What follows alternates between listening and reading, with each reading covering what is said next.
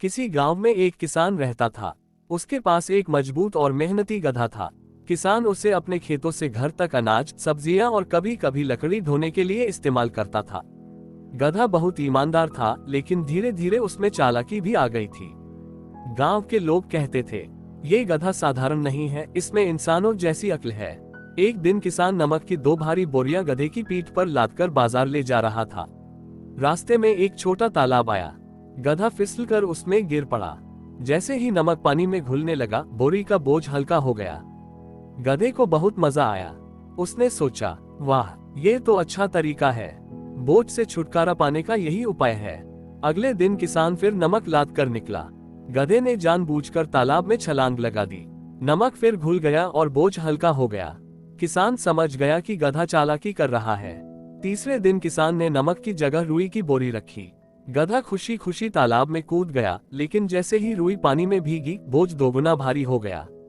गधे की हालत खराब हो गई। किसान बोला, चालाकी हर बार काम नहीं आती। गधे की चालाकी की चर्चा पूरे गांव में फैल गई। एक दिन गांव के कुछ शरारती लड़कों ने गधे को रंग बिरंगे कपड़ों से सजाकर जंगल की ओर छोड़ दिया। जंगल में घूमते हुए जानवरों ने उसे देखा और डर गए। हिरण, खरगोश, यहाँ तक कि सियार भी भाग खड़े हुए। सभी जानवर बोले, यह कोई नया खतरनाक जानवर है।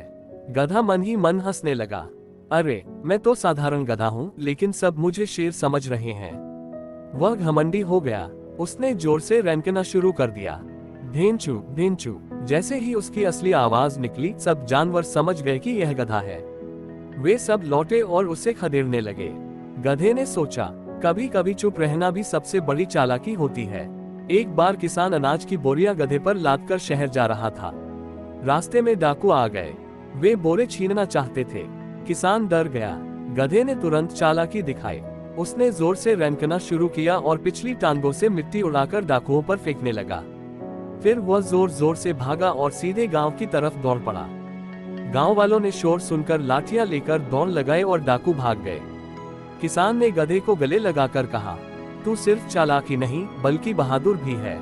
एक बार गांव में पंडित जी प्रवचन कर रहे थे। बहुत भीड़ थी। किसान ने गधे को बाहर बांध दिया। गधे ने देखा कि सब लोग ध्यान से सुन रहे हैं। उसने सोचा, अगर मैं भी कुछ बोलूं तो लोग मेरी भी इज्जत करेंगे। वह जोर से ढेंचू ढेंचू करने लगा। सभा में शोर मच गया। पंडित जी बोले, ये गधा हमें सिखा रहा है कि बिना ज्ञान के बोलना सबसे बड़ी मूर्खता है। गधे ने सोचा, सही कहते हैं, हर जगह चालाकी नहीं दिखानी चाहिए।